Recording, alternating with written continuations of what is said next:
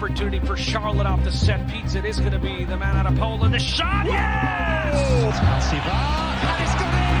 It's an Olympico. Shiki pulls it back. The shot and another goal. And look who's coming on. Ryan Romero. Here's Romero. Hit the shot, kid. Goal! For the city, for the crown. And welcome back, everybody, to another episode of the Offsides Podcast, the unofficial, official podcast of Charlotte Football Club. And we are back for season 2. Woo! I'm your host, Andres Robledo. And that is my woo in there. That's my co-host, Pablo Robledo. We're ready to go for season 2.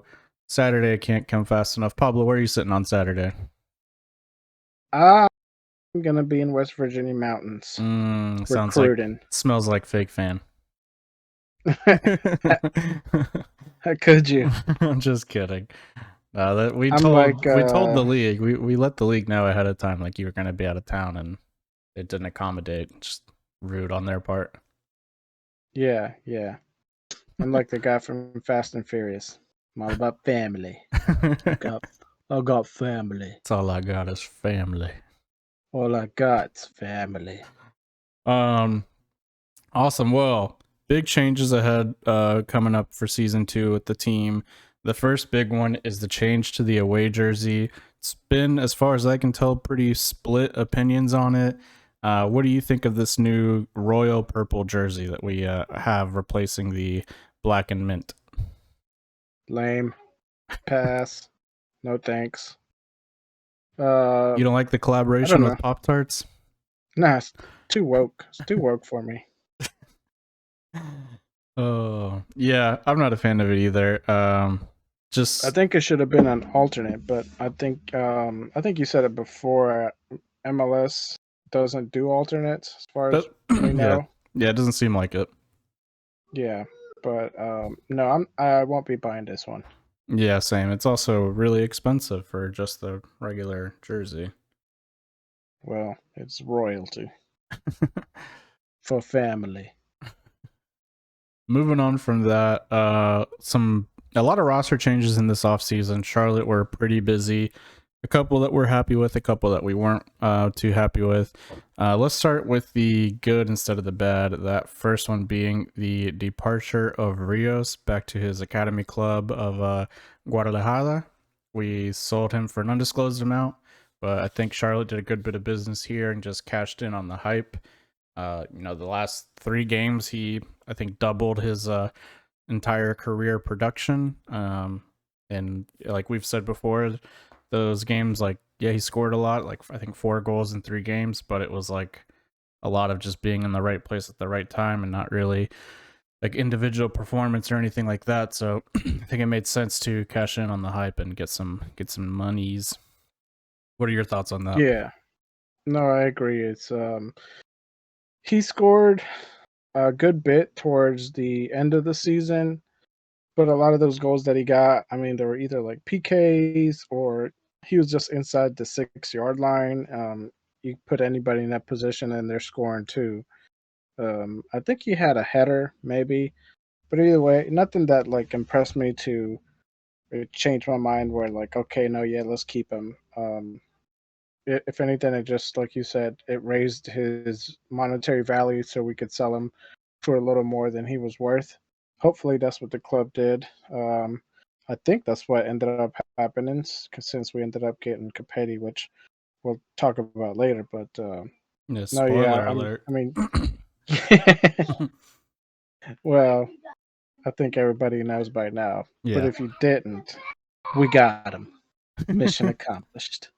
Now watch this drive. But now watch this drive. George Bush.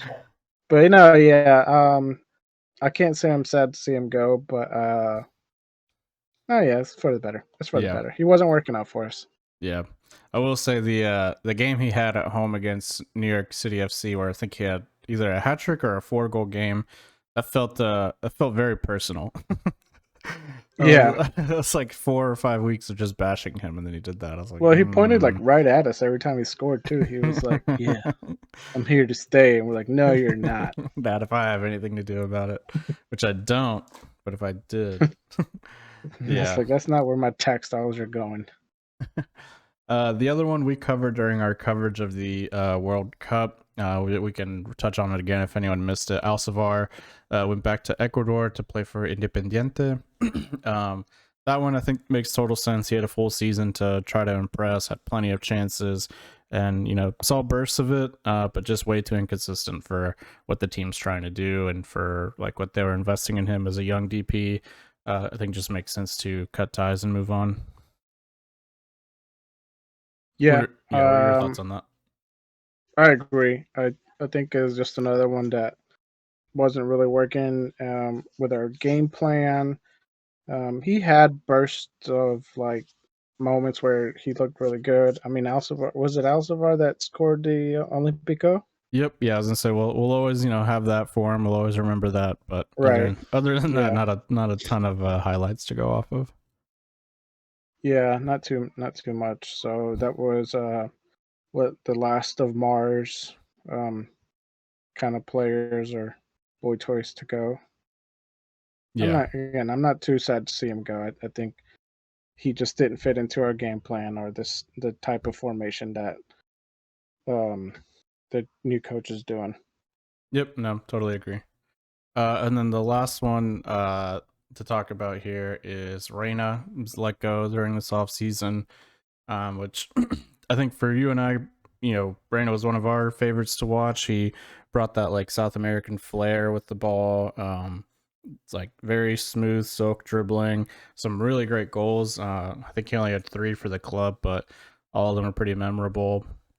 And he had a couple assists as well, and I felt like that period late in the season where we were playing really well had a lot to do with him and like the distribution he was having on the wing.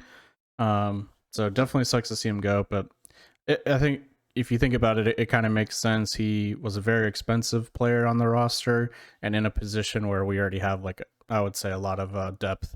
So it sucks to see him go, but I think it makes business sense. Good thing this is not a business. It's a family. This is entertainment. Yeah. It's family. But you gotta go. You got to move out. Sorry. Oh yeah. You're out. You're in and I'm out. No, Reina, I mean, like, I was a big fan of Reina from the get go. I saw the first moment I was on board actually was like in the LA Galaxy. He had some good opportunities there on that opening match. Yeah. He had some really good goals against Miami where he was just placing them like top 90. He was a threat on the wing. He would take players on, good distributor of the ball. Yeah. So, yeah, but I think it's probably along the lines of what you say. It's more of a business decision. He's too expensive for what he's, I guess, worth. Um, and as far as I know, nobody else has picked him up. Yeah, I haven't heard anything else besides that, but maybe I might have missed it. I don't know. And then the last but certainly not least is Fuchs's retirement. He is staying on as a coach and beginning his coaching career, which will be interesting to follow. But that does hurt us a little bit on that back line. Looks like we just have a more playing that left back position for right now. What would you think of Fuchs's retirement? I thought Fuchs was gonna stay on for maybe one more season, as a player at least. But I guess not. I mean, he probably just thought enough is enough. Yeah. I'm Fuchs is he's definitely like a player that makes a difference when he's out there on the pitch. He can control the defensive line. I liked him better as a center defensive back instead of like the left winger, which I think was maybe his preferred position. But I thought he was getting too gassed on that left side. I liked him just right in the center where him and Kurujo could dictate what the defense did. But I mean, he's back as a coach, so that's something. Yeah. Yeah, I agree. I mean, he was the face of the club for, 2.5 years or whatever. A And year.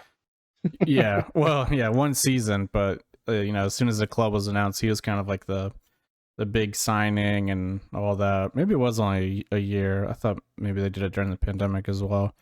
I can't remember now, but I think it was 2 years Yeah, actually, because he if spent it was during the pandemic, he probably had a face mask on. So he spent a year not with the Independents, so I think it was oh, true. So he was the face of the club for a while, but it is weird to see him go after just 1 year as a player, anyways. But it'll be interesting to see what he brings to Latanzio's staff. And then Yeah. oh, go ahead. Oh, nothing. I was just agreeing with you. The family. And then we did have some new players coming to join us, quite a bit actually. Before we get to that, we did want to say Harrison Awful re-signed for a year deal with an option of a 1-year extension, so that's nice to see. Get some veteran experience still with the club, and honestly, he was one of the best defenders on the team and one of the most consistent. So glad to see him stay. Agreed. Now, the other new signing, or one of the new signings we have here, is a new one of the academy players was signed to a homegrown contract similar to that of Brian Romero. Nemfasha Berchamas, probably butchered that, I apologize. But that's pretty cool to see another academy player making their way to the first team. I'm assuming him and Brian will probably play for Crown Legacy, the Charlotte MLS Next Pro team, before playing for the actual first team. But that'll be cool to keep an eye on and see how they do in a couple years and see them work their way up to that first team. Yeah, I want Brian to start right away. Yeah, I think it might be a little while. He's still pretty small. I think he's got some more physical developing to do. Because I mean, that's one thing a lot of people are surprised about the MLS is how physical it actually is, and I tend to agree. I think I think he could probably play minutes, but probably not ready to start a full game yet. Yeah, I think maybe put him around the 75th minute of a couple of games, or 80th. Yeah, maybe we'll see that. Possibly in the Open Cup as well. Yes. And then in the draft, I feel like Charlotte did pretty well. We got 4 draft picks. We were able to trade up for the number 1 draft pick, and using that number 1 draft pick, we got Hamadi Diop, a center back, I believe, from Clemson. Yep, left center back. Just had to pull up his profile real quick. But yeah, so the number 1 draft pick again for Charlotte. We saw what Charlotte did with the number 1 draft pick last year in Ben Bender, who had an immediate impact. A little inconsistent throughout the season, but he had some really big moments. And expecting big things from Bender in season 2. And same for Diop. I expect for him to have some big impacts as well. I think the club will trust him early on, like they did Bender as well. So very excited to see him play. Any thoughts on that? I can't wait. Welcome to the family.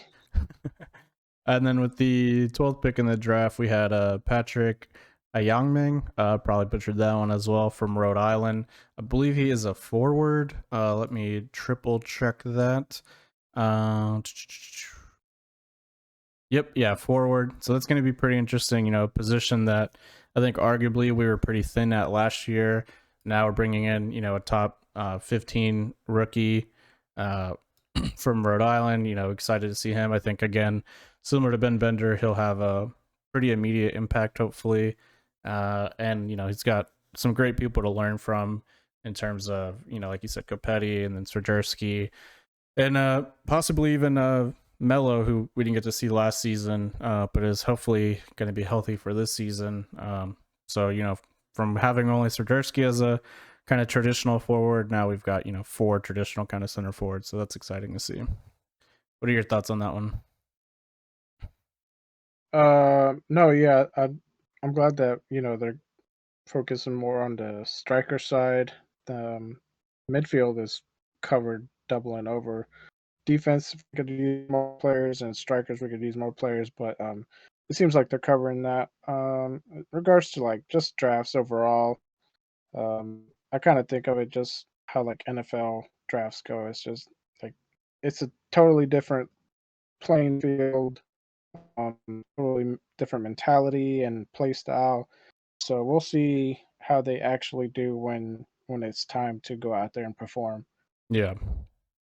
Nope, I I don't agree. put too much emphasis on like how they did in college or anything like that. It's just like when it comes down to it, like what can you actually do? Yeah. Speaking of that, another forward that we drafted, and this was with the 40th pick of the draft, Nick Scardina from the University of Washington. And I think so. This is, I think, a similar draft position that we got, like Chris Hagar in, and some of those guys last year. So I don't expect to see him too much. Maybe some in the Open Cup, but I wouldn't be surprised if he is like a big part of the Crown Legacy team. Again, that's the new MLS Next Pro team. So that'll be interesting to see. And again, just good to have more depth at that position. All right, folks. Sorry about that little random cut. We had some technical difficulties, but like we said, Nick Scardini, good pick. Don't expect to see him too much, but probably one to watch for the future. And with the 69th pick of the draft, very nice. Charlotte FC got Andrew Privet, a midfielder from Penn State. Again, probably not one we'll see too much. It could surprise us, similar to like Quinn McNeil did last season. Latanzio does give these younger guys an opportunity if it's needed. But again, probably expect to see him more with the Crown Legacy team. So those were our 4 draft picks. Pablo, what are your kind of general thoughts on that? Again, I'm just gonna see how they do when they're put in the position of actual playing. Hopefully, they get a good amount of minutes during the Open Cup. That seems to be what a lot of players that were not the main starters got the. That's when a lot of the players got the main minutes. Yeah. But we'll just see. We'll just see. I'm not too hopeful on like any of these guys. I mean, obviously they're good players. I'm not going to take away that from them, but it just comes down to performance and how you do in MLS versus college. Yep. Yeah, I totally agree. And then beginning with kind of the new, more like transfer signings, one guy that we traded for from the Vancouver Whitecaps for $50K was Brandon Cambridge. I believe he's also a rookie out of college. And he is like a winger type player. So very interesting bit of business there for, going after, still an unproven player, I guess. I'm not too familiar with his college career. I'm not really familiar with any of these guys' college career, but I assume, if Capetti or the front office wanted to get him, we can probably maybe expect to see him involved early on, or again, maybe it's just one for the future that we're stashing away. And, if you want to see him, go check out the Crown Legacy team, but we'll see. Interesting bit of business by the club. Yeah, he seems kind of like a real stout guy too. He just seems kind of like bulky for a winger. Yeah, it'll be interesting to see him play. It's always exciting to watch wingers play, especially if they got a lot of speed and some nice like dribbling skills, some trickery. Yeah, yeah. It seems good. Hopefully, it's stays that way. And then another big signing, following in the steps of Fuchs, is Ashley Westwood, former Premier League player for Burnley, and I believe also Aston Villa. And I believe we have him on a 2-year deal with the option to extend for 1. He kind of plays that number 8, number 6 role in the midfield. So excited to see that. I think he's going to, bring a whole new quality to the midfield that we were missing last season, especially towards the middle and end of the season. When we were just kind of running out of guys, it seemed like. But I think he's going to bring in like a whole new kind of quickness to the game. His set pieces look really good, which we can talk about later on in the show. But just, totally different quality of player that we're going to see in the middle of the field. than what we have seen so far. What are your thoughts on Ashley Westwood? I like Ashley Westwood. I think he's gonna be one of those players that comes into the team and like just really elevates everyone's playing style. I like that he comes from the Premier League. I like that he is a good set piece taker, and he fights for loose balls, especially like from looking at his highlights. He's bagged a couple of goals from just defense messing up, and he's right outside the box and just kind of bangs them in, or is able to do something with the opportunity given. So I like that out of a player. I really think he's going to make a big difference in the starting lineup. Yeah, I agree. I think it's gonna, like we said, bring a whole new dynamic to that midfield. And for a lot of the younger guys like Ben Bender, like Chris Hagar, is going to be someone really good to learn from, like Derek Jones, another good midfielder who can learn from Westwood. So it's nice to see. And Yep. then the probably signing of the summer for us, our new DP striker Enzo Copetti. It's been rumored all off season. They finally got the deal done right before preseason really kicked off. And he's a forward from Racing Club down in Argentina. Had a heck of a year, bagging over 20 goals. I think a couple of assists as well. And from what we've seen so far of him, like very good acquisition. Very excited to see him play in the MLS, and I think he's kind of the missing piece that we didn't have last year. As good as Swiderski was and is, for me, it seems like Copetti is more of the natural finisher, kind of more killer instinct type striker than Swiderski is, who's kind of the more technical type of player. What are your thoughts on Yeah, yeah. Copetti? No, I agree. I think Petty is more attack minded. He seems to kind of fight for those scoring chances just a little bit more, especially in the header department, whereas we didn't see too many goals last year from headers, whether it be just corners or crosses. I didn't see too many of those that I can remember. I think Armour had one, if I'm not mistaken. Brios probably had one. Maybe Reina, I'm- and I think Shinsky had one. Those are the only ones I can yeah, but it remember. was like it was not even enough to where they like kind of stuck out. But Yeah, I watched Capetti at the preseason game when they played against Legion, and he went up for a couple of them, and he actually put one in the back of the net from I think a Yazviak cross, if I'm not mistaken. But even looking at his highlights, he seems like he's like an aerial threat. He stays right on the um, back line where like as soon as the ball's passed, he's running for it. So to beat the offside trap, and um, I like what he has to bring. So I'm looking forward to watching him play a lot. yeah, and he also seems very physical, which I think was something we were missing from a couple of our strikers. Yeah, yeah, exactly. And then the last signing of the preseason is Bill Taluma from the Portland Timberland, or from the Portland Timbers, not the basketball team. In exchange for 800K in GAM, so Timberland. definitely not a small chunk of change, but man, from what I've seen of him, he seems like a very exciting piece to add to that back line. Alongside either Carujo or Malanda, either way, like he seems like a big upgrade. Just a super nice piece to have. So excited to see him play as well and see how we use him and where he fits into the squad. Yeah, yeah, that's another one that also has goals from set piece takers. Even just going back to Westwood, like he had Olympico back in at his old club, and then this guy's coming in. He's got a couple headers going in there, some free kicks. So not only can he clean up the backfield, but he can put some in the back of the net. So that's always good when you get somebody that's kind of attack minded in the defensive line. Yep, I totally agree. Well, that's pretty much all the roster changes we had for the squad. Let's jump into the actual preseason results. Charlotte played about 5 games, a couple private, a couple we were able to see, but unbeaten through the entire run. And definitely didn't play any slouches. But the first preseason match being against LA Galaxy held them to a 1-1 draw. Unfortunately, it was a private match, so not a ton of highlights to go off of. But a team like LA with the superstars they had, holding them to a 1-1 draw, feels real good. A good way to start your preseason.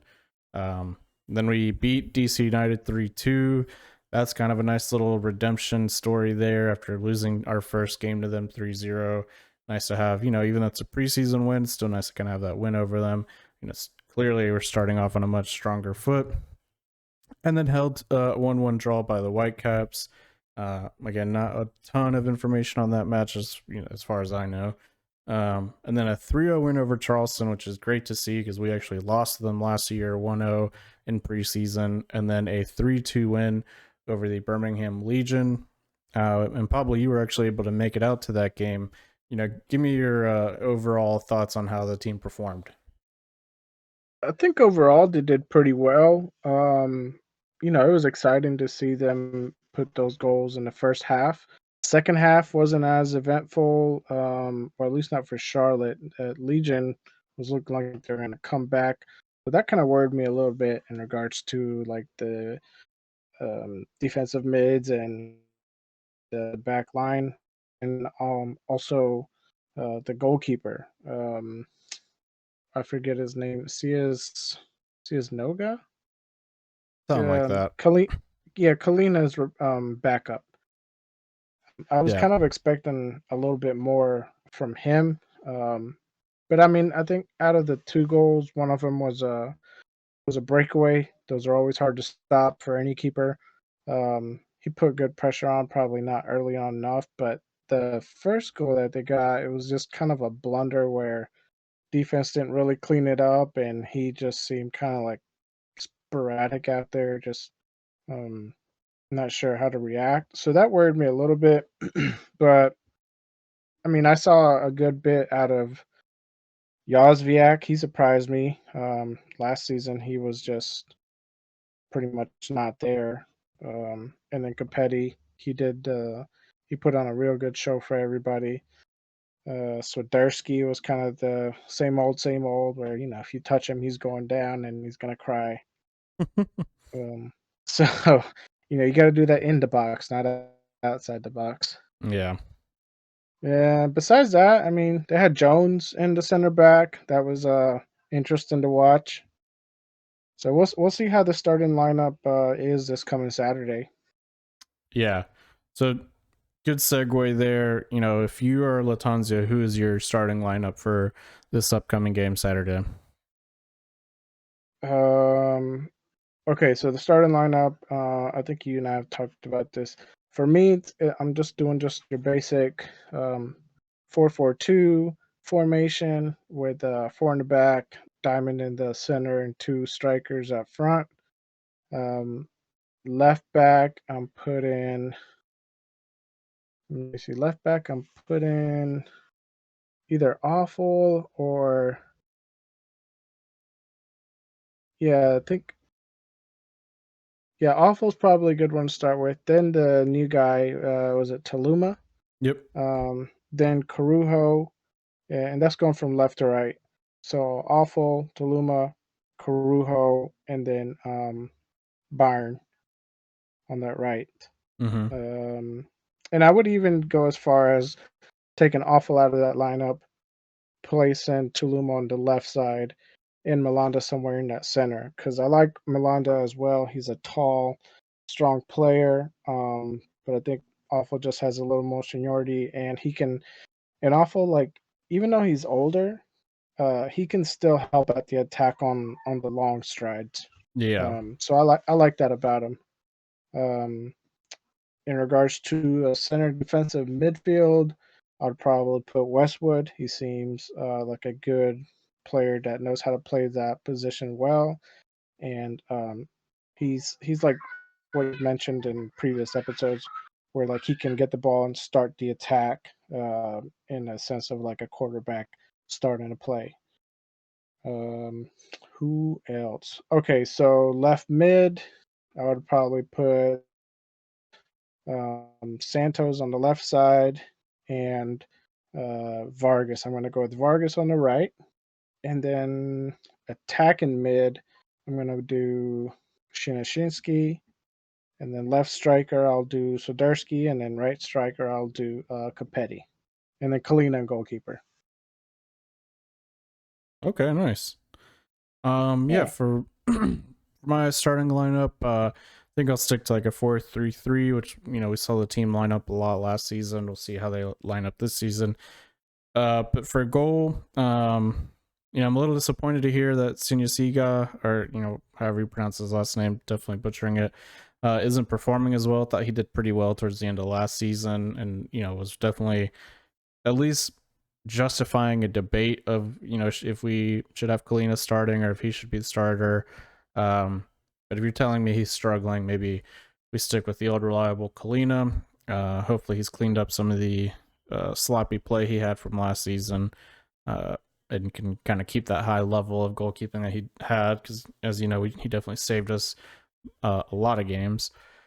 For back line, I think I want to take a chance on Adam Armour and give him that left back spot. He did pretty well the little bit that he got to play there last season. Obviously scored a goal against Atlanta United, and so I think it'd be interesting to see him, see what he can do now that Fuchs is gone. Center back next to him would probably have to be, in my eyes, Bill Taluma.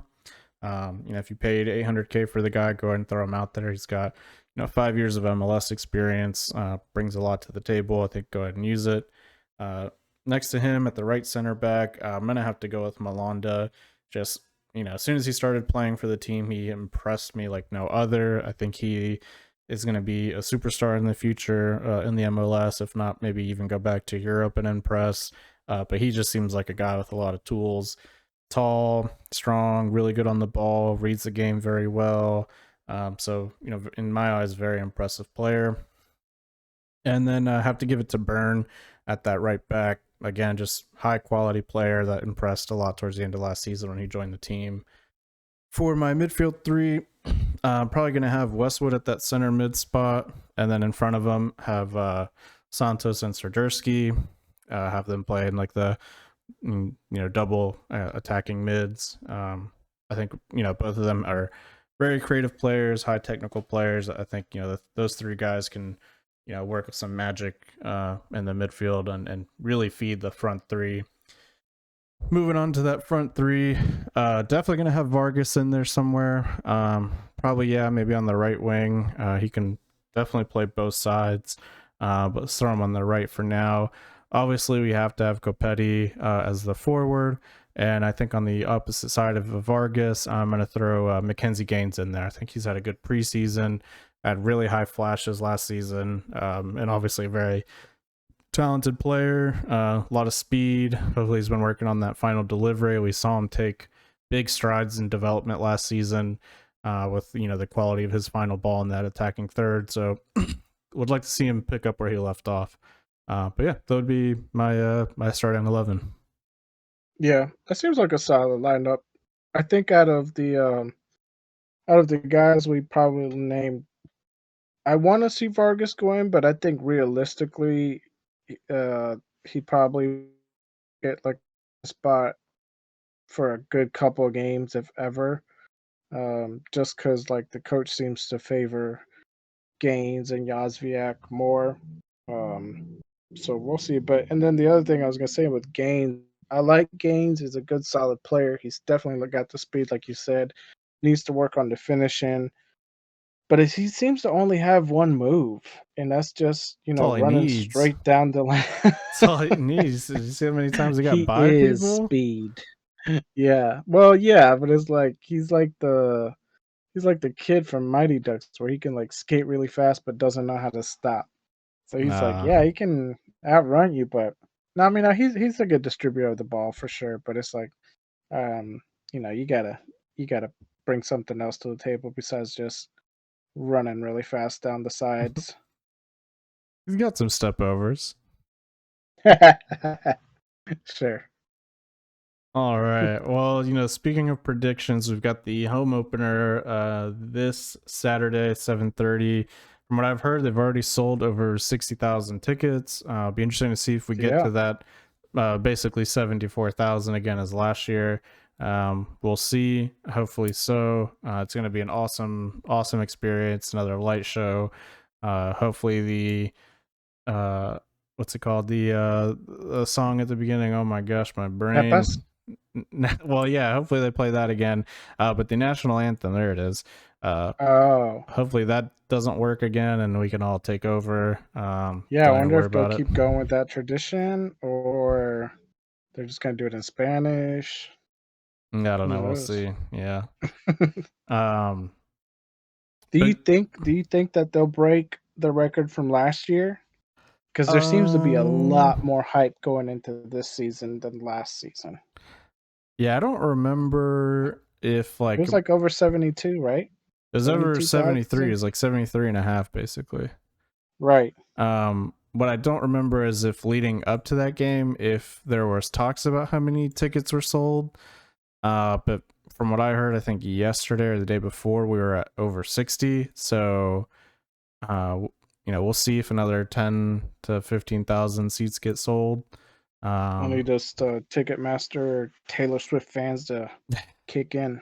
Yeah, I do think like while we're on the topic of it, I do think if it's, I think a lot of people went to that first season due to COVID. And the reason I say that is, when we went to the very first game and we were just in our section, I ran into like overheard like 3 or 4 different groups of people say the same story of like, oh yeah, we bought season tickets because we didn't, do our normal vacation because of the pandemic. So we, spent the money on tickets instead. Well, last year or this past summer, like everyone kind of went back to normal and probably went on those summer vacations and stuff. So I wouldn't be too surprised if not a lot of season tickets got renewed or whatever. I don't know. That seems like a lot of people that didn't go on vacation. I still went on my vacations. Yeah, that's true. But so we'll see. I'm hoping it's around the same. But if not, I think it's fine. That stadium's going to be loud either way. And then, if the average attendance stays at what it was last season of like that 33,000 the whole season, like that's still pretty much best in the league. So I'm excited for this season to start. Speaking of which, Yeah, give I think me, everyone is. yeah, I can tell online. So give me your prediction for this home opener against New England. I mean, we beat him twice? We played him twice last year. Beat him twice last year. No, I just think once. we'll. Oh, really? Yep, we beat them at home 3-1. They were our first win. What did we do second time? Or did we even play him a second time? We did away, but we lost, like we did every other away game. Oh, okay. Well, that doesn't count. That's like a tie. Well, hopefully we beat him again. I think we will beat him again. The players will have that home field advantage. I think players are amped up to just go out there and put on a good show. I'm gonna say that it's a 3-0 win. Hopefully the players go out there and put a lot of goals to kick the season off hot. That would be nice to see. Yeah. I think it's going to be probably 2-0 win. I mean, New England's still a pretty good team. But yeah, I'd like to see a clean sheet this first game, and would definitely like to see multiple goals. We had a hard enough time last year scoring goals, so hopefully this season we start off hot and keep it going all season long. Yeah. I'm saying Capetti starts off with a hat trick. Oh man, that would be incredible. That'd be sick. The stadium would definitely erupt. Oh my gosh. So staying on that, prediction kind of thought, our next game after New England is away to St. Louis. Where do you think we're going to do there? St. Louis being the new MLS team. I believe they were a USL team before, so not starting from scratch, but new to the league. How are you thinking that game's going to go? I didn't know St. Louis was a USL team before. I believe so. That's yeah. interesting.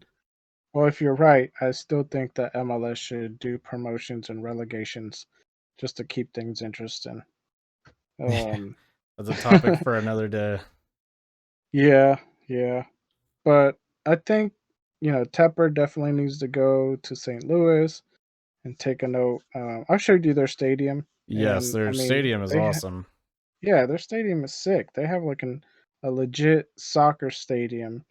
Not to take anything away from the bank or the fortress or whatever people are calling it, but ours is, I don't know, too big sometimes. Yeah, I get what you're saying. But no, I mean, St. Louis has a nice stadium. People It, should go and check it out. it does But I only think we'll seat win. about like 22,000, I think, but Yeah. something like intimate like that would be perfect for MLS. Yeah, a good 30 to 40,000 stadium. Maybe just add like another deck or make it wide. I don't know. I don't know how, 'cause I'm not a engineer. I just know Charlotte needs their own stadium. Yeah. I mean, the Knights have their own stadium. Yeah, well, that's true. Maybe we could The take that Checkers have over. their own stadium. Well, sort of. They use the Bojangles Coliseum. They share that with Nobody else uses that. the arena football team uses it. Look, the Bojangles Coliseum is only used for checkers games and gun shows. Nothing else happens there. And high And school whenever Cat graduations. Williams, yeah, and when Cat Williams strolls through town. All right, But I think St. Louis is going to be a win, 2-0.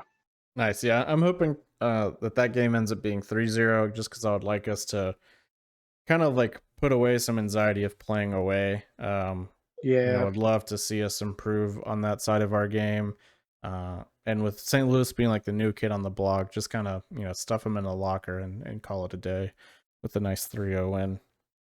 Well, that's the thing too that really hurt us last season was the lack of away wins that we had, or even ties, really. Um, for where we ended up, what, like eighth or ninth on the tables last season? I want to say it was ninth. Yeah. But I mean, had we had more away ties, we would have maybe had a playoff shot. I think even just like 3 ties instead of Right. losses, we would have made it. Yeah, and see, and that just goes into the whole point that I think you and I tried to drive last year was just like, okay, we get that away games are hard, but like you got to at least get a point out of them. You got to at least tie. Yeah. And we just struggled away. And it was so weird because like home games we were knocking them out of the park, 2-0, 3-0, 4-0. But like away games it was like, you know, the Miami one's the one that comes to mind the most is, we go up 2-0 and then we let them come back and beat us. Yeah. That was That one just atrocious. stings. Yeah, yeah. Well, But hopefully there's yeah, not a repeat let's of that. use. Hopefully not, but I think we need to use St. Louis as like you said, get those away jitters out. Yeah. And then we're back at home against Atlanta. A little early for my taste on the rivalry. So early in the season, would love to see it more like in the middle of the season or towards the end when we're fighting to secure a playoff spot or something, just to have a little more drama around the 3 points. But I think Yeah. we beat them last year. I think we'll do it again this year. At least 1-0, but I would love to see like a 3-0 bashing. Yeah, I think for like, Atlanta and Charlotte being rivals, these type of games should be like middle of the season, late in the season for either positions on the table or just bragging rights altogether. But either way, it's not too bad to see a rivalry game early on. I'm gonna say this is like a 2-1 win, but it's definitely gonna be a physical game. Atlanta, every time we play them, it turns into yellow fest out there. Yeah. Cards thrown everywhere. Yep. That'll be interesting to see how that plays out. And then our final prediction, and we're going to wrap up the show. Another away game against Orlando. Orlando got the better of us both times, home and away, last season. And I think, unfortunately, it's probably going to be a similar story here away. They're a tough opponent at home. So I think, after hopefully winning 3 in a row, this might be our first either hopefully tie, like a 1-1 tie, or I could also see this game going 2-1 Orlando's way. But what are your thoughts on that? Yeah, I still remember losing to Orlando last season each time. So that hurts. They seem like a stronger team. And I'll say this: initially, I'm thinking Orlando is going to beat us, but if Charlotte's serious about a playoff run this year and really focus in on what we just talked about, either winning away games or tying them to get points out of it, I'm going to say tie 1-1 Yep. or I think that's maybe what we at least need to do. a 0-0. Right, yeah. I mean, that's the bare minimum we need out of these away games. So I want to predict a 1-1. Nice. Awesome. Well, Yeah. we'll revisit these as the season goes, and we'll keep doing predictions and previews. That's gonna wrap up the show. If you guys enjoyed it, please share it with a friend. Leave a 5-star review. That helps us out a lot. If you want to interact with us more, you can follow us on Twitter and Instagram at offsides_CLTFC. Or if you're listening to this during work or something, you can find us on YouTube as well at Offsides, the podcast, something like that. We're on YouTube. And comment below what you think the first 4 games are going to go, and how this preseason compared to last season, and give us your thoughts. Yeah, and make sure you get on like Apple Podcasts, leave us the 5-star review. We'll give you a shout out on the podcast. And Beckett had one, and put it in the Slack. And even just like comment on some of the Instagram or Twitter stuff, and we'll like read it out loud. And then we have some giveaways too, right? Unless you already covered that. Yeah, no, we'll be doing giveaways again this year. Yeah. Definitely probably the Bronico bobblehead and some other stuff as well. Maybe some tickets again, like we did last year. We'll see how it goes. But yeah, keep an eye out for that. One. The principle of the matter. But yeah, that's gonna wrap everything up, and we will catch you guys next week for a recap episode of how the home opener went, and again, just another little preview of the game against St. Louis. All right, we'll see you guys next week. Bye. Wow, wow, wow. You got to love that.